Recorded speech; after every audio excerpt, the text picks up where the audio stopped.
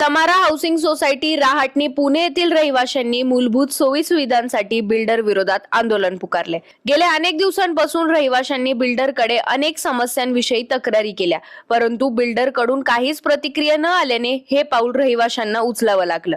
PCMC news द्वारे आम्ही त्यांची मतं जाणून घेण्याचा एक प्रयत्न केला। नमस्कार, मला साधारण काय इश्यू आहे, मला तो एक छोट्या कमी शब्दात तुम्ही मला समजावून सांगा की नक्की इश्यू काय आहे हा इथे। सगळ्यात आधी STPचा इश्यू आहे, जो सी आणि बी बिल्डिंग सी बिल्डिंगच्या मागे लावलेला तो तिथे नाही पाहिजे, तो दुसऱ्या जागी हलवायला पाहिजे। तो एक आहे। दुसरा आहे आमचा गेट, मेन गेटमध्ये एक्झिट गेट आणि एंट्री गेट होतं, तो आम्हाला एक्झिट गेट दिल्या नाही गेलेला आहे। तिसरा आहे आमचं लिकेजचं प्रॉब्लेम आहे। P1मध्ये लिकेज खूप होतं, ते ठीक केलं त्यांनी, तरी पण पुन्हा लिकेज होतच आहे। चौथा आहे रेन वॉटर हार्वेस्टिंगचा आहे, तो त्यांनी सोय करून दिली नाही आहे। CCTV आपलं लिफ्टने CCTV नाही आहे, आहे कॅमेरा आहे पण बंद पडलेले आहे। हो, हे सगळे एक साधारण प्रॉब्लेम आपण किती दिवसांपासून सहन म्हणजे होत आहेत? आमची राहायला आलोय आम्ही तेव्हापासून। हां, नेम प्लेटच आता आमच्या बसवल्या गेल्या मागच्या वर्षी। 10 वर्षापासून सुरू आहे हा इश्यू आहे। म्हणजे 10 वर्षापासून मेन कलर, अर्धा कलर एका बिल्डिंगला दिलेला आहे, ए बिल्डिंगला दिलेला आहे, बी ला अर्धा दिला आहे, सी ला दिलंच नाही। म्हणजे इतके प्रॉब्लेम आहे इथे की खूप प्रॉब्लेम आहे। जुनं बांधकाम होतं ते पाडलं, त्यावेळेसच हे हादरे बसून त्याच्यानंतरच गळायला वगैरे लागलेलं आहे जास्ती। सगळा रॅम्प खराब झालाय, तडे पडलेत, खालून सगळं प्लॅस्टर निघालेलं आहे पिलरचं। रेनोव्हेशन नाही बिल्डिंग नवीन आहे। 11 मजली बिल्डिंग होती, 5 बिल्डिंग 11 मजली हे अप्रुव्हल होतं। त्यानंतर 3 बिल्डिंग 11 मजली झाल्या, ABC आणि D आणि E बिल्डिंगसाठी त्यांनी पुन्हा परमिशन घेतली। FSI वापरला ABC बिल्डिंगचा आणि पुन्हा परमिशन घेऊन 22 मजलीची परमिशन घेतली त्यांनी। त्यामुळे म्हणजे आम्ही 11 मजली बिल्डिंगच्या हिशोबाने आम्ही या ठिकाणी फ्लॅट घेतला आहे, ॲम्युनिटीज बघून आम्ही फ्लॅट घेतला आहे। त्या जेवढ्या ॲम्युनिटीजचे आम्ही पैसे दिले त्या म्हणजे त्याप्रमाणे आम्हाला ते यूज करता आलेले नाही आहे। म्हणजे आम्ही अगोदर सगळे पैसे भरलेत पण आम्हाला त्याचा काहीही यूज नाही, कारण त्यांनी त्यांचा फायदा करून घेण्यासाठी 22 मजली बिल्डिंग्स बांधल्या आहे। आणि अजूनही आम्हाला म्हणजे 10 आणि 12 वर्षापासून म्हणजे आम्ही फक्त एक्झिट गेटसाठी, CCTVसाठी म्हणजे या अशा लहान गोष्टींसाठी, कलरिंगसाठी, याच्यासाठी म्हणजे झगडतोय, ज्यासाठी आम्हाला आंदोलन करावं लागतंय। एक्झिट मग नक्की इथून नाही येत? एकच गेट आहे, एंट्री गेट, तेच ॲज अ एक्झिट यूज करतो। ते गेटसुद्धा पूर्णपणे म्हणजे पुरेशी जागा नाही आहे त्याला। म्हणजे लिटरली ज्याही गाड्या येतात जातात, बऱ्याच जणांच्या गाड्या त्या ठिकाणी घासल्या गेलेल्या आहेत आत्तापर्यंत। या ज्या 2 बिल्डिंग बांधलेल्या आहेत यांनी 22 मजली, आणि याला लागूनच आमची सी बिल्डिंग आहे। सी बिल्डिंग आणि D बिल्डिंगचं अंतर एवढं क्लोज आहे की एखाद्या वेळेस आग लागली किंवा काही घटना झाली तर एखादी गाडी यायला जागा ठेवली नाही त्यांनी, तर मग आम्ही कसं करायचं? यांनी तर ते विचार करूनच करायला पाहिजे होतं ना।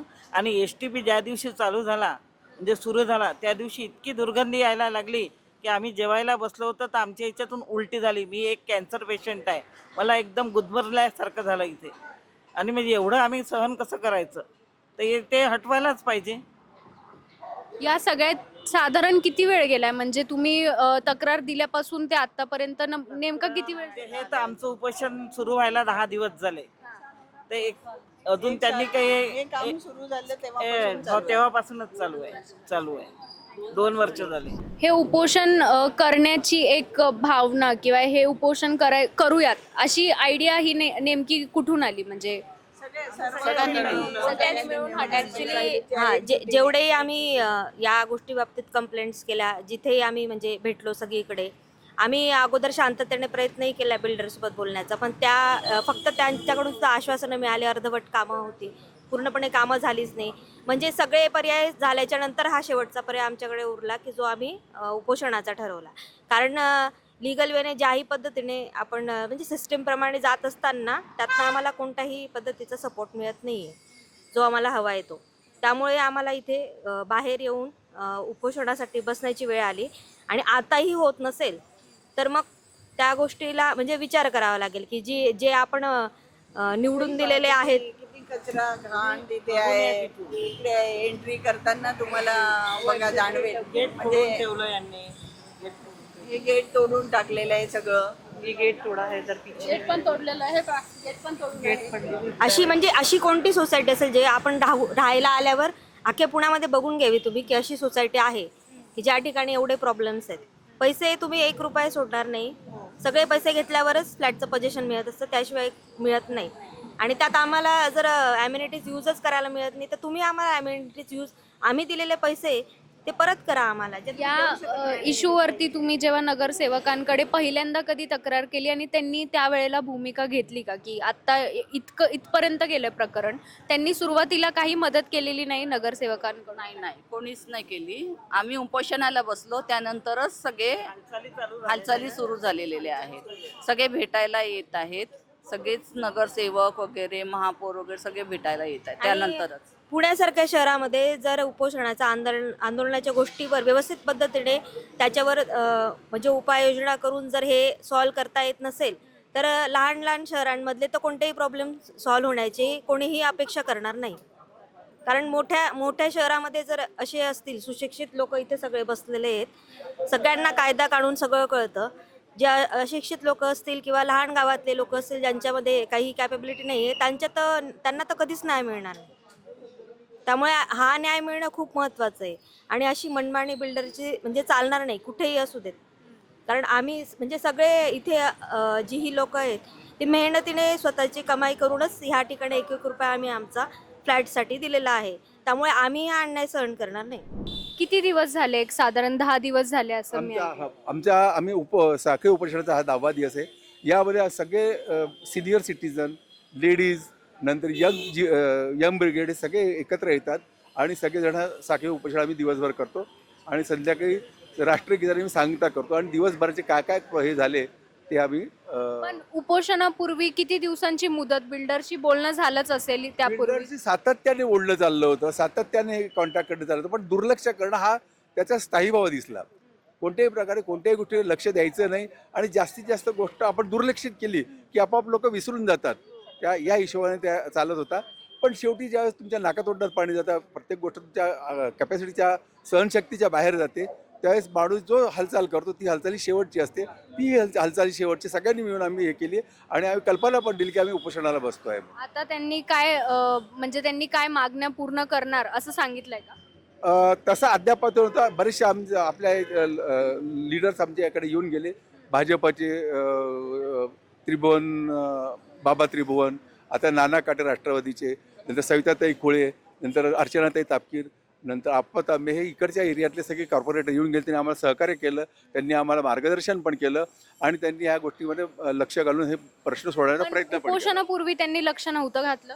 नाही, आम्ही जात होतो पण शेवटी बिल्डर लक्षच देत नव्हता ना, तो कोणाचंच लक्ष देत नव्हता. मोठ्या कॉर्पोरेट्सनी नाही, त्याने कोणाशीच त्यांनी लक्ष दिलं. म्हणजे त्याच्या एकंदरीत आमचा जो पाहिला एक सूर असा दिसला की माझं कोणी काही बिघडवू शकत नाही, हम करे सो कायदा, अशा याच्यामुळे तो चालत होता. आणि ते आता हळूहळू ते जनतेची जी शक्ती असते, ज्या जनता रस्त्यावरती उतरते, तर कोणतीही शक्ती जनशक्तीपेक्षा मोठी असूच शकत नाही.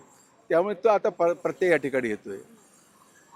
आता जे नाना काटे सर येऊन गेले त्यांनी काय मध्यस्थी घेऊन काय निर्णय दिला? हो, त्या नाना काटे साहेब 2 दिवसांवर आमच्याकडे येतात. त्यांनी बिल्डरशी पण कॉन्टॅक्ट केला आणि आमचे जो 24 एक मुद्दे महत्त्वाचे जे आम्हाला खूप त्रासदायक आहेत, बरेचसे बारीक बारीक आणखी मुद्दे, एक्झिट गेटचा तुम्हाला सांगितला, STPचा सांगितला, नंतर लिकेजचा सांगितला, नंतर सिक्युरिटीचा सांगितला, फायरचे मोठे इश्यू आहेत ते सांगितले, असे आमचे कलरिंगचं आहे, बरेचसे असे 24 इश्यू आहेत जो सगळे मिळून ते सगळे नानांशी डिस्कस केले. नानांनी बिल्डरशी आता बोलणी केली तर साधारण 5 ते 6 मुद्द्यांवरती सहमती होऊन राहिली आहे. पण त्याची अजून जोपर्यंत कॉन्क्रीट आमच्या हातात काही येत नाही, आम्हाला रायटिंगमध्ये काही मिळत नाही, तोपर्यंत ती सहमती आपण फक्त हवेवरची समजूया. आणि जोपर्यंत आमच्यात कागद येतो तोपर्यंत हे म्हणजे चालू. त्यांच्याकडून अजून तरी कागदावरती काही हे नाही? अजून तरी त्यांच्याकडे कागदावरती काय आलेलं नाही, परंतु त्यांनी सहमती दर्शवलेली आहे. माजी विरोधी नाना काटे यांच्या आणि या विभागाचे सागरजी कोकणे, नगरसेवक सागर कोकणे आणि दीपकजी जाधव आणि जे कटारियांचा मुलगा मनीष कटारिया, या सर्व आणि सर्व आमची जे लोक यांच्या समोर यांनी सहमती दर्शवलेली आहे. परंतु जोपर्यंत आमच्या हातामध्ये काही येत नाही तोपर्यंत आमचं आंदोलन हे सुरूच राहणार आहे. आणि अजून बऱ्याचशा मागण्या, आमच्या जवळ 40 मागण्या होत्या, त्यातल्या 6-7 मुद्द्यावरती सहमत झालेलं आहे. आणि हे झाल्याशिवाय आम्ही आमचं आंदोलन थांबवणार नाही. कारण त्यांनी आमचा जवळजवळ 100 कोटीचा FSI वापरला आणि त्याही मुद्द्यावरून चर्चा होणार आहे. अजून जर अजून सुद्धा समजा 10-12 दिवसांनी का होईना जर त्यांच्याकडनं काहीच भूमिका घेण्यात आली नाही तर काय पुढचं पाऊल असेल? जर त्यांनी या 10 दिवसामध्ये काम काय नाही चालू केलं तर हे आमचं आंदोलन अधिक तीव्र होईल. आणि मग त्या आंदोलनाची जी सर्वची जबाबदारी आहे ती संपूर्णपणे जबाबदारी हरी कटरा बिल्डरवरती येईल आणि PCMC अधिकाऱ्यांच्यावरती येईल. असं लक्षात आलं आहे की बिल्डरचे असं म्हणणं आहे की PCMCचे जे अधिकारी आहे हे माझ्या खिशात आहेत, हे मी सांगतात तसे वागतात. आणि तसं कदाचित ते आम्हाला प्रचिती पण इनडायरेक्टली येते आहे. त्यामुळे या सगळ्या गोष्टींना आम्ही या ठिकाणी सांगू शकतो, जे कोणी अन्यायाला साथ देतात ते अन्यायीच असतात. मग ते अधिकारी असो किंवा सामान्य माणूस असो किंवा बिल्डर असो. तर आता इथल्या रहिवाशांचं मत आपण जाणून घेतलंय. ह्यांच्या प्रॉब्लेमला कधी सोल्युशन मिळेल किंवा ह्यांच्या प्रॉब्लेमचा कधी तोडगा निघेल ते आता बघण्यासारखं राहील. आणि या ठिकाणी आपण ज्या सगळ्या समस्या पाहिल्या त्या खरंच खूप गंभीर समस्या आहेत. नागरिक शेवट आपण निवडून देतो लोकांना आणि नागरिकांना व्यवस्थित राहणं, कन्व्हिनियंट राहणं हे खूप महत्त्वाचं आहे. या गोष्टीकडे ज्या वेळेला दुर्लक्ष होईल त्यावेळेला जनता रस्त्यावर उतरून येईल. ह्याचं एक मोठं उदाहरण आता आपण पाहिजे. आपण बघूयात आता ह्यामधनं नक्की किती दिवसात आणि कसा तोडगा निघेल.